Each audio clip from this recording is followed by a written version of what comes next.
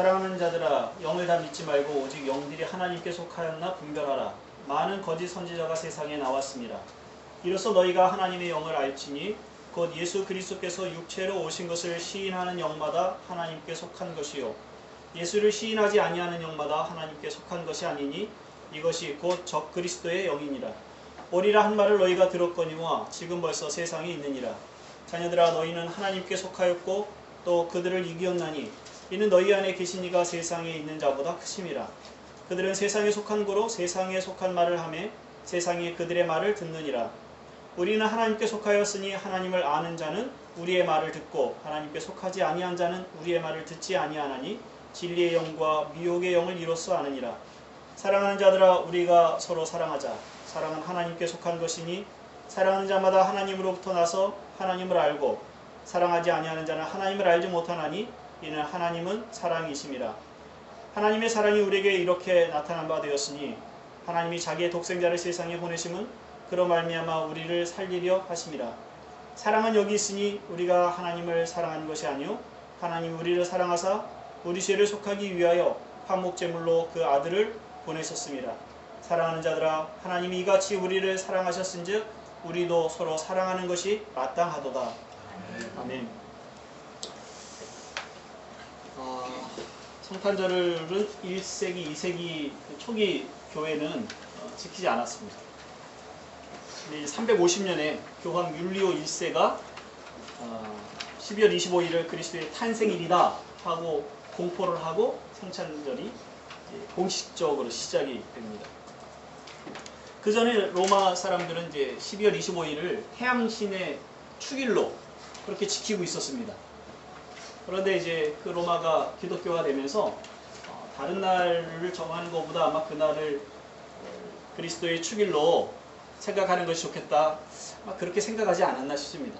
구체적으로 그날을 그렇게 정한 이유는 알 수가 없는데 12월 25일이 예수님이 탄생한 날은 아닌 것은 분명한 것 같습니다.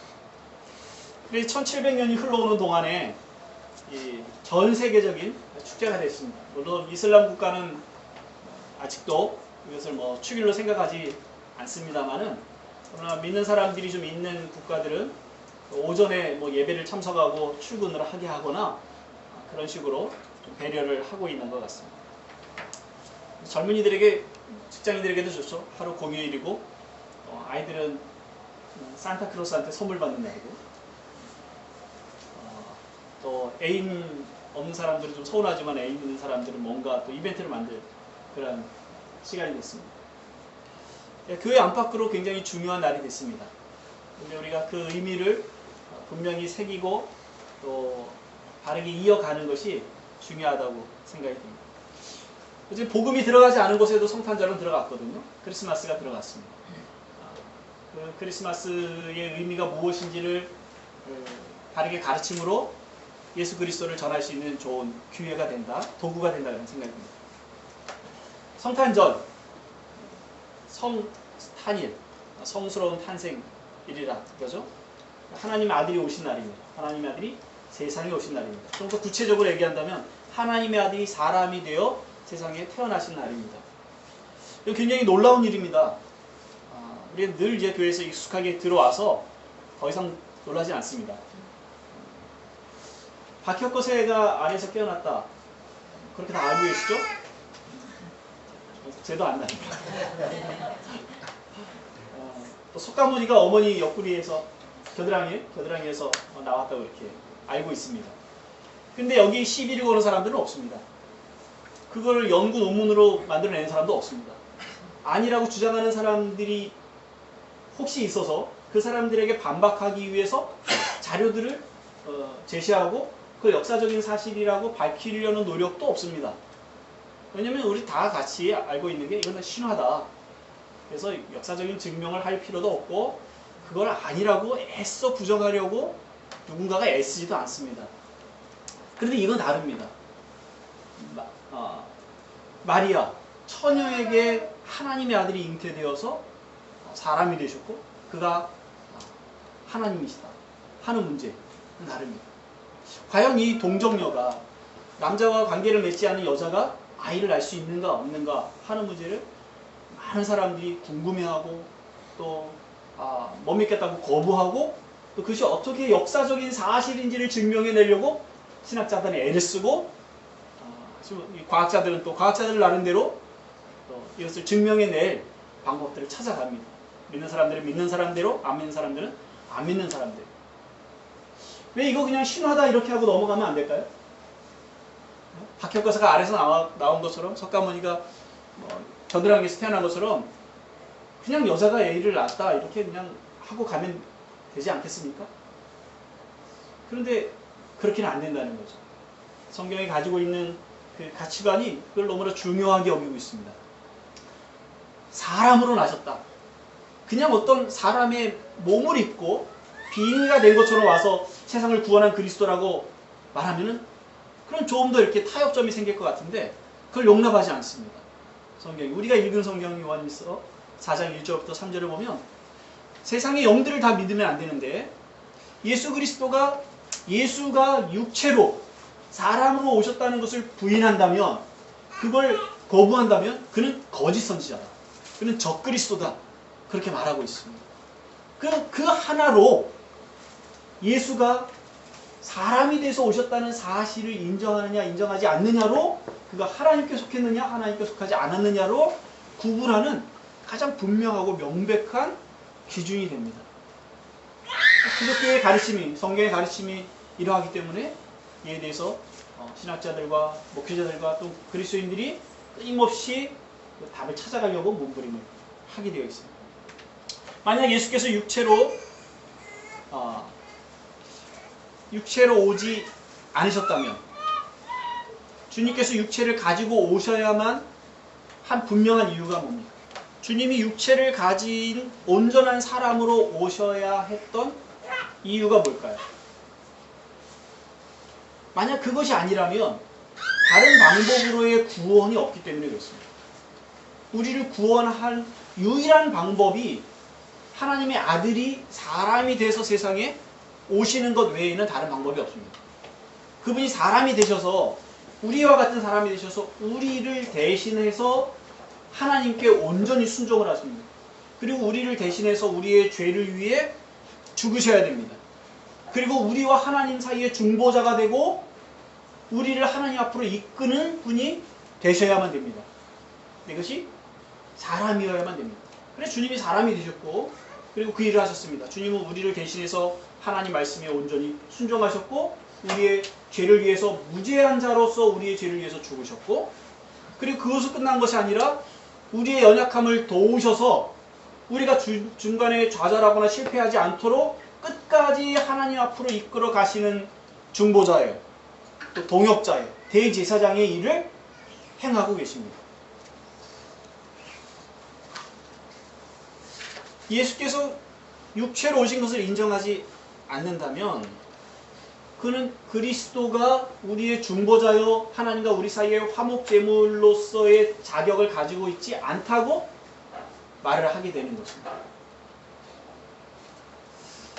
그것은 잘못된 구원관을 갖게 하는데요. 구원에 대한 우리가 가지고 있는 많은 오해도 사실은 우리가 예수를 육체로 오셨다고 믿는다고 고백은 하지만 그러나 그것을 중요하게 여기지 않기 때문에 일어나는 일로 그렇게 생각이 듭니다. 우리가 보통 갖는 그 구원에 대한 오해는, 첫 번째는 구원이 현실의 삶으로부터 영원한 행복의 삶으로 순간이동한다는 생각이에요. 고통의 삶으로부터 복락의 삶으로 순간이동한다는 그런 생각을 가지고 있습니다. 저는 지금 이 얘기를 하면서 누가 그런 오해를 할까 이런 생각들을 하실지 모르겠어요. 그런데 그냥 평범하게 신앙생활 하는 많은 사람들이 갖는 생각이 바로 그렇습니다. 이 땅에서의 고난과 시험을 통과하지 않고 바로 천국에 갈 수 있다라고 기대하고 그런 날이 오기를 소망하고 살아가고 있지 않습니까? 우리가. 여기에서의 삶을 중요하게 여기지 않는 거죠. 예수를 딱 믿는 순간에 천국 가면 된다고 생각하는 거예요. 구원은 예수 믿고 천국 가는 것. 이렇게 축약해서 생각하는 그 자체가 사실 구원에 대한 오해를 가지고 있는 것이고, 그 오해는 조금 전에 말씀드렸던 것처럼 예수께서 육체로 오셨다는 사실을 우리가 분명히 생각하지 않고 있기 때문에 나온 일이라고 그렇게 생각합니다. 예수께서 육체를 입지 않고 않고 계셨다면 우리의 죄를 위한 구속자로 적합하지 않을 뿐만 아니라 우리의 연약함을 도우셔서 하나님께로 이끌어가는 일에 우리를 유익하게 도우실 수 없습니다. 히브리서 2장 18절에 이렇게 말씀하시는데요. 그가 시험을 받아 고난을 당하셨은즉 시험 받는 자들을 능히 도우실 수 있느니라. 다시요. 그가 시험을 받아 고난을 당하셨은즉 시험 받는 자들을 능히 도우실 수 있느니라. 뒷부분에 시험 받는 자들을 능히 도우실 수 있다. 우리 그걸 잘 알고 있어요. 우리는 연약해서 늘 시험을 받습니다. 고난을 받습니다. 많은 시련들, 절망을 겪습니다.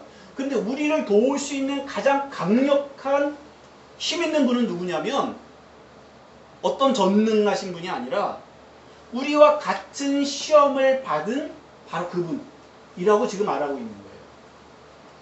우리는 예수 그리스도의 고난이 없는 그리스도, 시련을 받지 않은 그리스도, 죽음을 당하지 않은 그리스도, 말 그대로 천상에서 모든 것을 말씀으로 통치하시고 생각으로 완벽하게 이루시는 그 어떤 전능한 하나님, 그 하나님에 대한 인상으로 예수 그리스도를 생각해서 우리가 고난과 시련을 통과할 때 하나님 우리를 도와주십시오 그러면 그분이 뿅 어떤 요술 지팡이를 써서 우리를 고난으로부터 쑥 천상으로 행복의 나라로 이동시키는, 여기에 고난의 삶의 과정을 겪지 않아도 되는 그렇게 하실 수 있는 하나님, 충분히 그렇게 하실 수 있음에도 불구하고 왜 우리를 돕지 않으시는가에 대한 괴로움, 이런 게 우리가 가지고 있는 이 모순이거든요.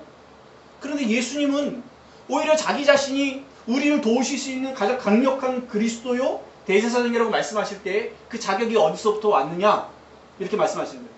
내가 모든 시험을 받았는데 그것을 능히 이겼어. 내가 경험해봤어. 그래서 너희들을 도울 수 있는 거야.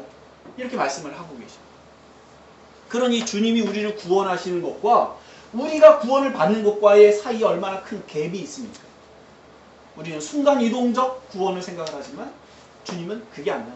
너희가 시련받고 고난받고 고통받는 그 현장에 내가 가서 너희를 같이, 너희의 삶을 같이 살아내서 포기하지 않게 그 나라에 갈 때까지 이끌어가는 그 구원이야. 이렇게 말씀하십니다. 두 번째 오해는 이것과 연결이 됩니다. 구원은 세상의 일과 육체의 일을 벗어버리고 천국에 썩 들어가 버리는 것이라고 생각을 하는 겁니다. 만약 이것이 옳다면 주님은 육체로 오지 않으셨어도 됐을지 모르겠습니다. 그렇죠? 세상의 일, 육체의 일을 벗어버리기 위해서 주님이 육체를 입으십니까? 구원받은 사람은 세상의 일과 육체의 일로부터 벗어나는 것, 그것이 구원을 받는 것이 아닙니다. 우리가 세상의 일과 육체의 일을 싫어하는 이유는 거기에 고통이 있기 때문에 그렇죠. 그것이 죄와 관련되어 있기 때문에 그렇습니다. 하나님은 우리를 세상의 일과 육체로부터의 구원이 아니라 세상과 육체에 끼어있는 죄와 그 속에 있는 하나님을 반역하는 요소와 하나님을 거역하여 살아가는 그 인간의 이 독립적, 반역적, 하나님에 대한 저항, 그것으로부터의 구원입니다. 죄와 사망과 사탄으로부터의 구원이지 우리의 세상적 삶으로부터의 구원이 아닙니다. 하나님이 아담을 만들어 놓으시고 아담에게 일을 주셨지 않습니까? 에덴 동산을 다스리라고 일을 주셨어요. 에덴 동산을 어떻게 다스렸는지는 잘 모르겠습니다만 그 동물들 하나하나를 보살피고 챙기는 동안에 바쁘지 않았겠습니까? 물론 그게 먹고 사는 일은 아니었습니다. 그거를 해야 생계가 유지되는 것은 아니었습니다. 생계는 하나님이 책임지시죠. 그러나 그에게는 다스리는 일이 있었습니다. 창조자를 돕는 일들이 그의 인생에 계속 됐을 것입니다. 근데 왜 그것은 행복한 일이었습니까? 기쁨의 일이었습니다. 그게 뭔지 우리는 이 삶의 그 단편적 경험들을 통해서 압니다. 일이지만 행복한 거 있지 않습니까? 일이지만.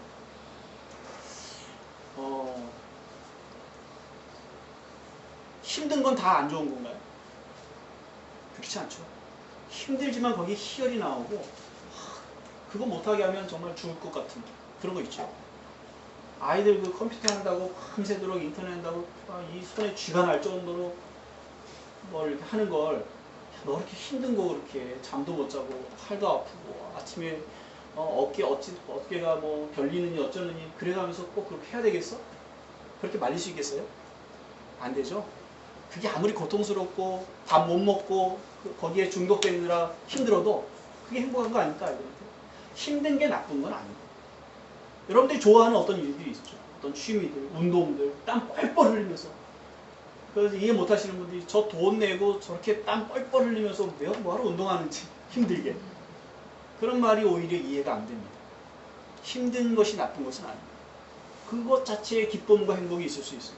근데 우리 일이 그렇다면 여러분들이 지금 하고 있는 일들, 사람을 만나는 일들, 그들을 설득해서 뭔가를 만약 뭐 파는 일들, 아니면 작업을 해서 뭔가를 만들어내는 그런 일들이 거기에 어떤 이 경쟁이라든가 그걸 반드시 해야 되는 어떤 책임감이라든가 짐이라든가 실패에 대한 두려움이라든가 만약 이것이 없이 여러분들의 창조성이 충분히 개발되고 나오고 힘들지만 즐겁고 이렇다면요. 천국에서 하고 싶지 않으십니까? 저는 천국에 그런 일들이 있을 거라고 생각해요. 즐거움, 행복한 일. 땀 뻘뻘 흘리면서도 또 하고 싶은 일. 쉬었다가 다시 하자. 한 일들. 천국의 삶이 그럴 거라고 생각합니다. 세상 일로부터의 벗어남이 아니라 죄로 오염된 일로부터의 벗어납니다. 진정한 회복이죠. 죄가 빠져버린 노동의 회복입니다. 죄가 빠진 관계의 회복입니다. 죄가 빠진 육체로부터 육체의 회복. 그것이 하나님께서 우리를 구원하시는 구원의 길입니다.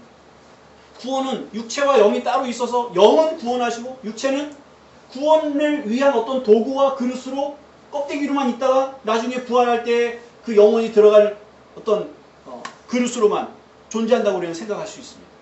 그렇지 않습니다. 그리스도가 육체를 입으셨습니다. 그리스도는 완벽한 육체를 가지고 계셨어요. 그리고 부활하셔서도 여전히 그 육체로 부활하셨어요. 물론 부활 전과 죽으시기 전과 죽으신 이후에 예수님의 육체는 분명히 질적으로 다릅니다. 다르죠. 죽어야 되는 육체와 죽을 수 있는 육체 그리고 전혀 죽지 않아야 되는 죽지 않을 수 있는 육체 그 질이 다릅니다. 예수님은 육체를 가지고 계십니다. 지금도 육체로 계십니다. 그리고 우리가 예수를 만날 때 우리는 육체로 계신 그리스도를 만날 것입니다. 그 육체를 우리가 입는 거예요. 그 육체. 그리고 육체의 구원, 영의 구원. 이거는 구분되어 있지 않습니다. 성경에 눈 씻고 찾아봐도 물론 어떤 표현들이 그런 표현을 묘사하고 있는 것이 있다 할지라도 그것이 육과 영을 나눠서 얘기하는 구원이 아니라 영혼을 얘기할 때도 전인격적인 영혼, 인격을 얘기합니다. 육을 얘기할 때도 전인격적 그 사람의 구원을 말하고 있습니다. 그래서 영과 육의 구분됨을 말하셨습니다. 아담이 범죄할 때 하나님이 선악과를 따먹으면 정령 죽으리라 그렇게 말씀하셨을 때 우리는 보통 무슨 이야기를 육체는 살았는데 영은 죽었다 이렇게 얘기합니다. 그 영을 구원하기 위해서 예수께서 오셨다. 뭐 그렇게 생각을 하기도 합니다. 그런 육체는 살아있고 영은 죽었습니까? 아담이 선악과를 따먹었을 때 하나님이 죽으리라 하신 것이 그에게 이루어졌습니다. 그러나 그의 육체도 죽은 것이에요. 그의 영도 죽은 것이에요.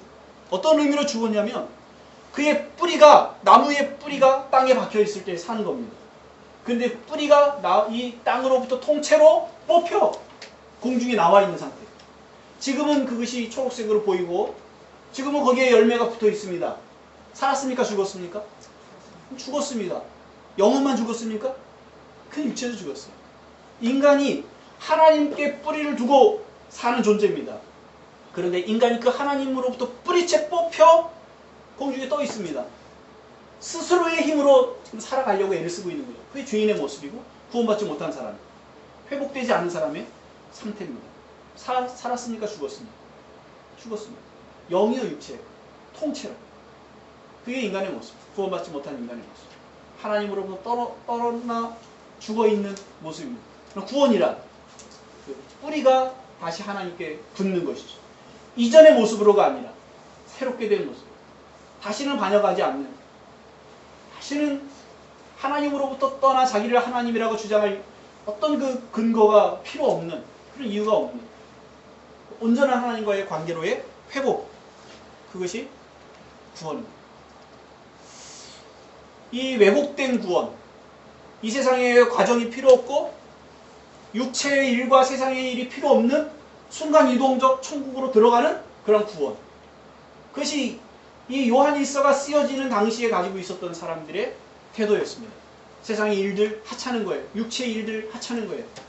보통 우리가 그렇게 알고 있죠. 이원론. 성경에 긍정적인 이원론도 있습니다. 그러나 이런 부정적인 이원론. 구원에 대해서. 육체가 선하지 않다고 생각하니까 영적인 것을만 유익하게 생각을 하는 거죠. 지금도 우리는 그런 이 영주주의적, 이 이원론적 신앙관을 가지고 신앙생활을 아주 열심히 하고 있습니다. 교회의 일은 뭐 손과 발을 다 써서 해야 됩니다. 그렇지만 회사의 일은, 학계의 일은, 학교 일은 가급적이면 생계를 위해서, 자기의 유익을 위해서, 자기의 즐거움만 위해서 겨우겨우 해야 될 그 어떤 걸로 여깁니다. 혹시 거기에 마음을 두고 기쁨을 얻는다면 회개해야 할 거죠. 회개할 거. 아, 주님, 제가 일에 너무 행복함을 느낍니다. 너무 일을 사랑합니다. 주님, 용서해 주십시오. 주님만 더 사랑하겠습니다. 이런 회개거려요. 교회에 오는 것보다 밖에 일이 더 바쁘면 내가 이렇게 살면 안 된다. 그런 생각을 하는 거죠. 그게 어른들의 세계만 그렇지 않습니다. 아이들 세계도 마찬가지예요. 그 어른들의 가치관이 아이들에게 가죠. 공부를 봅시다. 아이들에게 가장 중요한 게 뭐 배우는 거라고 생각을 하니까. 신앙이 열심이지 않은 학생들이 공부를 해야 하는 이유 뭐죠? 열심히 해서 성공해서 자기 행복한 삶을 살아가는 거예요. 거의 뭐 누구도 뭐라 하지 않습니다. 근데 신앙을 열심히 가지고 있는, 열심히 신앙생활하는 헌신된 우리 자녀들을 공부하는 이유 똑같습니다. 다른 거 없습니다. 근데 답은 알고 있죠. 어떻게 답했으면 좋겠는지를 알고 있고, 그렇게 배워서 아이들은 속으로는 그런 답을 가지고 있어요. 하나님께 영광 돌리는 거죠. 공부해서 하나님께 영광 돌리는 거죠. 그 하나님께 영광 돌리는 방법은 뭐냐면, 그 신앙에 열심히 있는 아이들이 공부해서 하나님께 영광 돌리는 방법은 잘하는 것입니다. 탁월해야 돼요. 전교에서 10등하면 전교에서 1등한 애보다 하나님께 영광을 못 돌린다고 생각하는 거죠. 경쟁과 성취로 하나님께 영광 돌린다고 생각하는 거예요. 일이 돼버렸어요. 죄가 있는 일이 돼버렸어요. 죄가 있는 공부가 돼버렸어요. 그럼 죄 빠져버린 공부는요, 공부가 즐거운 거예요. 배움이 즐거워야 돼요. 그 학문 속에는 우리가 다 알지 못하지만 그 학문에는 하나님의 창조의 원리가 담겨져 있어요. 하나님의 지혜의 무궁함이 담겨져 있어요. 그걸 탐구해 가는 사람 속에 그 탐구의 즐거움이 있고 그것이 나오게 되어 있어요. 창조성이 드러나게 되어 있어요. 하나님은 우리 안에 씨를 주셨지 그 창조성이 만개한 상태에서 주신 것이 아니라, 그런데 그 배움을 통해서 우리 안에 있는 창조성이 점점 드러나지는 거죠. 큰 꽃이 피우 열매가 맺어지는 거예요. 그 과정을 통해서 우리의 인내가 더 힘을 발하는 것이에요. 작은 것을 참고 있던 사람이 그 잘 안 풀어지는 수학 문제를 낑낑대면서 지성만 개발되는 것이 아니라 성품이 개발되는 거죠. 그 과정 중에 그리스도를 닮아가는 일들이 일어나는 것입니다. 교회에서 성경을 배울 때만이 아니라 우리가 살아가는 중에, 아이들은 공부하는 중에 그 일들이 일어나게 되어 있어요. 일어나야 되는 것입니다. 그런데 그 공부의 즐거움, 학문의 즐거움, 배움의 유익함, 그 속에서 하나님을 닮아가는 요소들은 깡그리 잊어버리고 사라져버리고 그들은 중요하지 않고 오직 성취를 통해서 하나님께 영광 돌린다는 생각을 아이들은 가지고 있습니다. 그는 어린들이 가지고 있었던 순간이동적 구원관과 전혀 다르지 않습니다. 그는 그리스도가 육체로 오지 않으셨어도 될 만한 일이에요. 물론 오해의 소지가 있는 표현입니다만 그리스도가 육체로 오지 않으셨어도 될 만한 일들이라고. 육체가 하는 일은 공부와 경쟁과 얼마나 허덕이고 살아갑니다. 그런데 바로 거기에 주님이 오신 것입니다. 그 육체가 해야 되는 일들 속에, 육체가 살아내는 그 삶의 현장에 그리스도께서 오셔서 그것을 회복시키십니다. 구원의 목적을 에베소 1장 10절에 이렇게 말씀하셨는데요. 하늘에 있는 것이나 땅에 있는 것이 다 그리스도 안에서 통일되게 하려 하십니다. 하늘에 있는 것이나 땅에 있는 것이 다 그리스도 안에서 통일되는 것. 모든 것이 그리스도 안에 하나가 되는 것. 그리스도 안에서 그 본래의 의미와 목적이 회복되는 것. 그것이 구원입니다. 그 자리에 우리가 부르심을 받은 겁니다.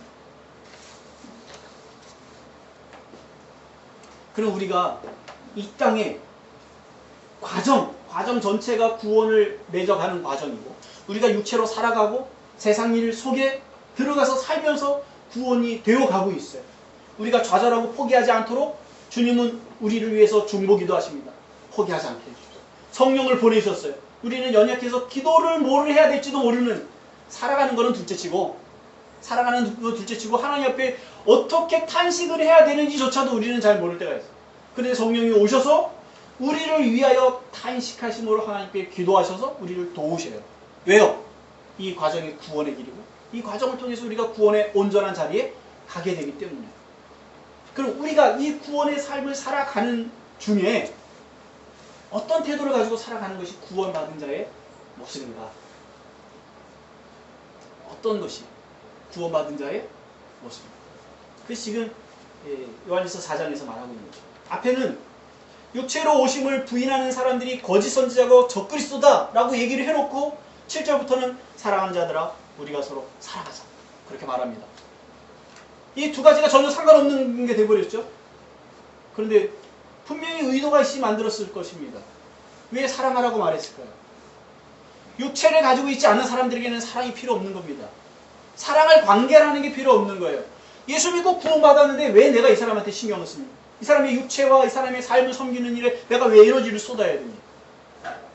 나는 교회 일만 잘하고, 나는 이 설교만 잘하고, 기도만 잘하고, 뭐 때로 금식하고, 그리고 주님 오실 날만을 기대하고 소망하고 살아가면 되지 않습니까? 예수님 오셨을 때 과부가 돼서 그리스도의 오심을 기다리면서 성전에서 지냈던 안나라는 여선지자. 그처럼 우리의 소망이죠, 다. 나이 드신 권사님들의 소망이죠. 할 수 있는 한 교회에서 그렇게 살아야 된다고. 그리고 그렇게 살라고 가르쳐왔고. 삶이란 없는 거예요. 사랑하면서 사랑하면서 살아가야 할 삶이 없는 그런 구원. 그런 구원받은 삶. 그것이 성경이 가르친다고 얘기를 하는 거죠. 영지주의자. 그리스도의 육체를 인정하지 않는 사람. 그들에게 지금 사도 요한이 말하고 있는 거예요. 사랑하는 자들아, 우리가 서로 사랑하자. 우리가 살아가는 삶의 이 현장은 사랑이 있어야만 가능하고, 구원받아야 할 우리 연약한 우리들은 그 사랑을 통해서 하나님의 우리를 구원하신 것을 누리고 행복해하며 감사하고 또 그것을 표현해내며 살아가는 겁니다. 사랑 참 어렵습니다. 부담스럽습니다. 그래서 사랑이 부담스러운 이유는요, 이것을 얼만큼 사랑해야 되는지에 대한 기준이 없기 때문에 그렇습니다. 그렇죠?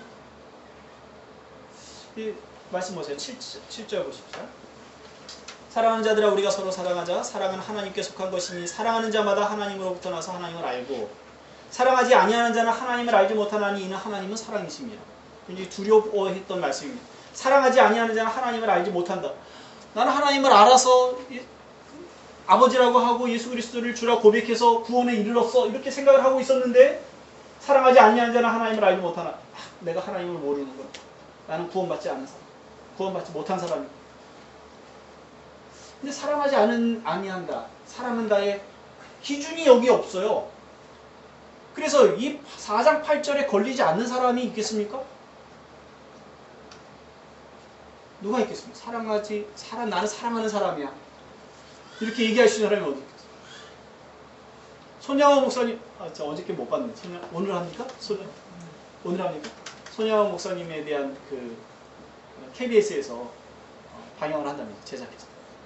손양호 목사님 사랑의 원자탄이라는 영화로 나왔죠. 사랑의 원자탄. 그 사랑이 얼마나 강력한 힘을 가지고 있는지 사랑의 원자탄이라고. 사랑의 핵폭탄이죠. 과연 그분은 스스로 얘기하실 때 4장 8절을 읽으시면서 나는 사랑하는 자니 하나님을 아는 사람이야 이렇게 얘기할 수 있을까요? 사도 요한이 이 얘기를 했을 때는 그런 측량할 수 있는 무엇을 말하고 있는 것이 아닌 거죠. 당신이 얼만큼 사랑하니까 하나님께 속했고 얼만큼 사랑하지 못하니까 하나님께 속하지 않았어. 또는 얼만큼 사랑하니까 반쯤 속했어, 반쯤 속하지 않았어. 이 얘기를 하려고 하는 것이 아니라 구원받은 자의 마땅한 삶의 증거가 무엇인지를 말하고 있는 거죠. 구원받은 자의 마땅한 삶의 모습이 어떠해야 하는지를 말하는 겁니다. 그 누구도 이 말씀 앞에서 자신있게 나는 사랑하는 사람이다가 말할 수는 없습니다.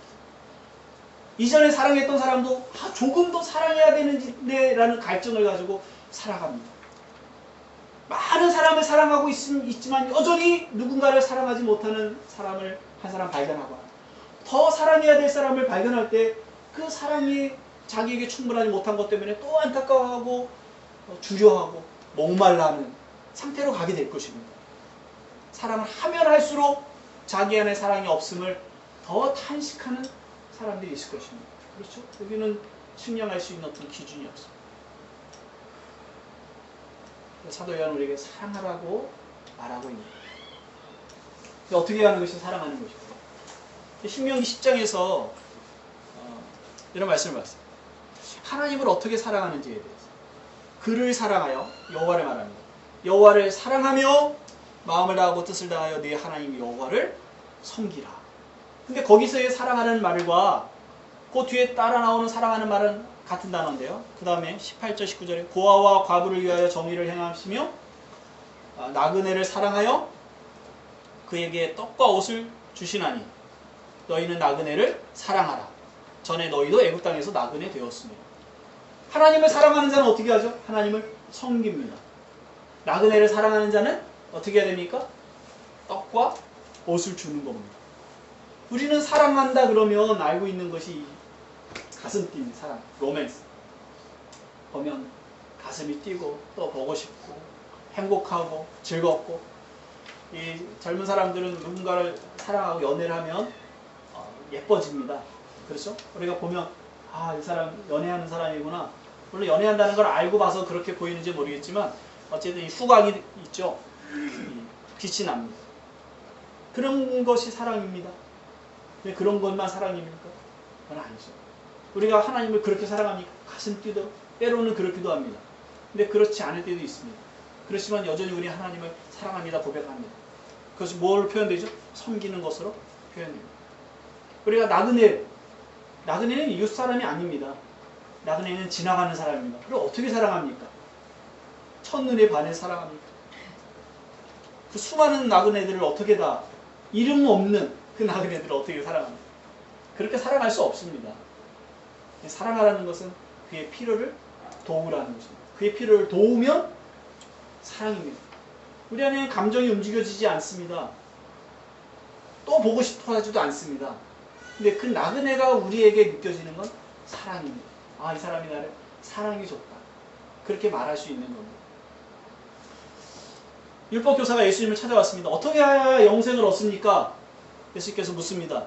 네가 율법에서 어떻게 읽고 보았느냐? 그랬더니 하나님을 사랑하라, 이웃을 사랑하라고 했습니다. 그럼 가서 그대로 행하라. 그래서 율법교사가 묻습니다. 잘난 체 하려고. 누가 제 이웃입니까? 그래서 예수님께서 선한 사마리아 사람 이야기를 해주십니다. 예루살렘에서 여리고로 내려가던 사람이 강도를 만났습니다. 옷을 다 벗기고 죽도록 맞아 버려졌습니다. 제사장이 내려가다 보고 피하여 갔고 레위인이 가서 보고 피하여 갔습니다.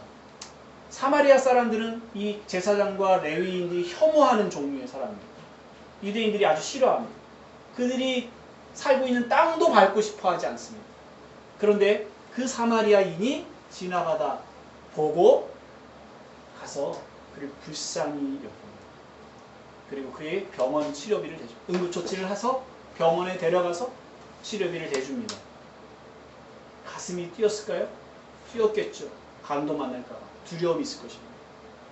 그러나 그를 애틋한 어떤 로맨스? 어떤 그런 감정적 사랑 그런 게 아니지 않습니까? 근데 그를 돕습니다. 그 필요를 채운 거죠.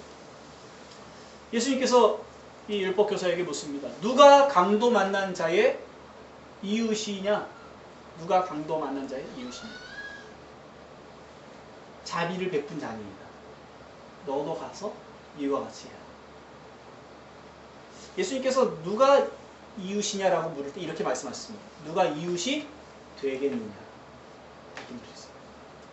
누가 이웃이 되겠느냐? 너도 가서 이와 같이 해라. 그러니까 너는 가서 누구의 이웃이 되어주라. 이렇게 말씀하십니다. 이것이 이웃사랑입니다. 어려운 일입니다. 우리 온 이웃을 다 사랑할 수 없습니다. 주님께서 우리에게 그렇게 요구하지 않으시는 것 같습니다. 그런데 가까이 우리의 필요를 요구하는 누군가가 옆에 있습니다.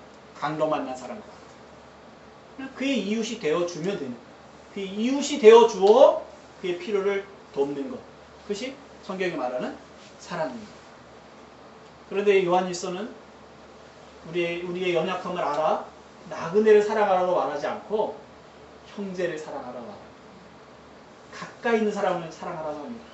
우리가 할 수 없는 걸 알 때, 가정에서나 아니면 교회에서나 사랑할 만한 충분한 근거를 가지고 있는 사람들, 그들의 이웃이 되어주고 그들의 필요가 무엇인지 그것을 채워주는 것이 사랑이라고 말하고 있습니다. 우리가 사랑을 해야 할 이유가 있습니다. 몸을 가지고 우리가 이 세상을 살아가도록 보냄을 받았기 때문에 그렇습니다. 고난이 있습니다. 시련이 있습니다. 하루빨리 여기를 떠나서 주님의 나라에 갔으면 좋겠다는 그런 소망이 우리 안에 있습니다. 그렇다고 해서 이곳이 탈출해야 할 곳은 아닙니다. 주님이 여기까지 오셨습니다. 주님의 시선은 여기를 향해 계십니다. 여기에 살아가고 있는 우리를 보고 기도하시되 빨리 여기서 벗어나기를 위해서 기도하시는 것이 아니라 여기서 살아내기를 위해서 기도하십니다. 악에서 지켜져서 하나님이 주신 말씀대로 살아 몸부림하며 훈련하며 실천하며 그리고 동료를 붙들고 같이 살아가는 그런 구원의 길을 걸어가기를 위해 기도하시고 그렇게 성령을 보내주셨습니다. 여기 이 자리가 구원의 자리입니다. 구원받은 사람의 자리입니다. 구원받아 살아가는 사람의 현장입니다. 이 세상 2013년 한국의 이 정치와 경제 이 현실, 여기가 바로 우리가 구원받은 자로 보내심을 받아 구원받은 자로 살아가는 삶의 현장이고 구원을 위한 자리입니다. 벗어나로 몸부림하지 마시고 사랑합시다. 이 세상을 사랑하고 나라를 사랑하고 고통받는 사람들 사랑하고 또 악을 행하고 있는 사람들 또한 우리가 사랑한다는 단어 잘 안 나오는데 위해서 기도하고 그들이 강도 만난 자들 아닙니까? 그들이 강도 만난 자 그들을 위해서 무엇이 필요할지 위해서 기도하고 하는 것이 하나님이 우리에게 말씀하시는 것이고 특별히 이 성탄절 말씀을 통해서 우리에게 주시는 것이라 생각됩니다. 그런 은혜가 여러분에게 있으시기 바랍니다. 함께 기도합시다. 하나님의 사랑이 우리 마음에 부음바 되미니 하나님 예수 그리스도를 통해서 보여주신 그 사랑의 확증을 저희가 알고 믿고 하나님을 섬기게 하여 주셔서 감사합니다. 이것이 우리의 표지가 되게 해주십시오. 또한 우리의 공동체의 표지가 되게 해주십시오. 우리가 세상 속에 사랑이 없어 갈증을 느끼며 고통하며 사랑이 없어 죽어가며 사랑이 없어 병들어 있는 많은 사람들과 또 사회를 봅니다. 그러나 교회조차도 또 믿는 사람들 안에서조차도 우리가 사랑이 없다 탄식하는 일들이 많습니다. 우리 주변에 어떻게 하나님을 섬기며 어떻게 이웃을 사랑하며 섬기는지에 좋은 본을 가까이서 볼 수 없어 매우 안타깝습니다. 아버지 하나님, 그러나 우리가 우리를 긍휼히 여기시사 저희가 그 사랑을 찾는 이들에게 아주 작은 증인이 되게 해주십시오. 어떻게 그리스도를 믿음으로 고백하는 자가 사랑을 행하는지 말과 행동 속에서 보이게 해주십시오. 하나님의 교회가 어떤지를 보일 수 있도록 도와주십시오. 세상에 이름나기 위해서가 아니라 우리 공동체가 더 크게 채워지기 위해서가 아니라 하나님이 우리를 그렇게 사랑하셨기 때문에 그 이유만으로 우리가 그렇게 살아가야 되겠습니다. 살아내야 되겠습니다. 아버지, 그런 갈증을, 사랑의 갈증을 저에게 해주십시오. 사랑하지 않으면 살아갈 수 없게 해주십시오. 사랑하고자 하는 마음이 우리 안에 가득하게 해주십시오. 그 마음이 들지 않을 때조차도 말씀을 따라 순종하며 사랑하게 해주십시오. 하나님, 교회의 사랑의 풍요로움으로 인해 이 땅에 사랑의 궁핍함 가운데 있는 많은 사람들이 기쁨을 얻을 수 있도록, 그들이 행복하도록 이 땅의 은혜를 베풀어 주옵소서. 하나님, 도와주십시오. 예수님의 이름으로 기도합니다.